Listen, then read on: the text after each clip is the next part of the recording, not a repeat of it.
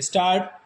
सभापति महोदय, आज इस सदन में जिस विषय पर चर्चा हो रही है वह काफ़ी महत्वपूर्ण है और हमारी भावी पीढ़ी से जुड़ा हुआ है। मुझे भी अपने विचार प्रकट करने के लिए आपने जो अवसर प्रदान किया है उसके लिए मैं आपका आभार प्रकट करता हूं और हार्दिक धन्यवाद देता हूं। शिक्षा जैसे विषय पर बहुत कुछ कहा जा सकता है, चूँकि मेरे हिस्से में बहुत कम समय आया है और मेरे से पूर्व कई माननीय सदस्य इस विषय पर अपने विचार प्रकट कर चुके हैं। इसलिए मैं कम से कम इस बात से पूर्ण रूप से सहमत हूँ कि शिक्षा प्रणाली में बुनियादी परिवर्तन की आवश्यकता है।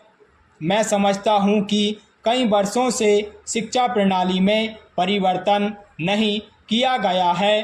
देश की परिस्थितियों के अनुसार शिक्षा प्रणाली बनाई जाती है। आज की शिक्षा प्रणाली पुरानी परिस्थितियों के अनुसार निर्धारित की गई थी, जो आज के समय के अनुसार ठीक नहीं है।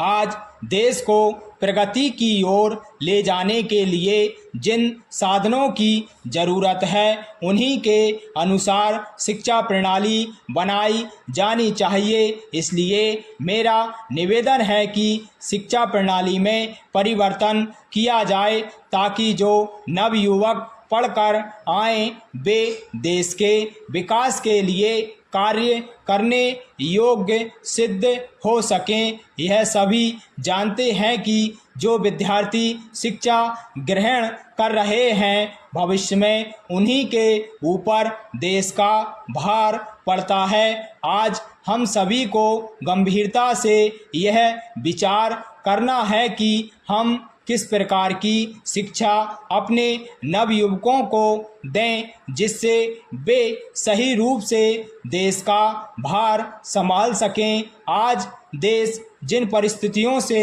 गुजर रहा है उसके अनुसार हमें सही शिक्षा देकर अपने नवयुवकों को तैयार करना है। इससे न केवल युवा पीढ़ी को नई दिशा मिलेगी बल्कि देश को भी एक गति मिलेगी। पैरा महोदय, मैं आपसे यह भी निवेदन करना चाहता हूं कि इस महत्वपूर्ण विषय पर चर्चा के लिए अधिक समय दें ताकि सभी सदस्यों को अपने विचार व्यक्त करने का अवसर मिल सके। शिक्षा के संबंध में ऐसी नीति बन सके जिससे देश को लाभ मिल सके। मैं निवेदन करना चाहता हूं तथा अपनी ओर से सुझाव देना चाहता हूं कि सबसे पहले शिक्षा के बुनियादी ढांचे में परिवर्तन किया जाए, तभी देश के नवयुवकों को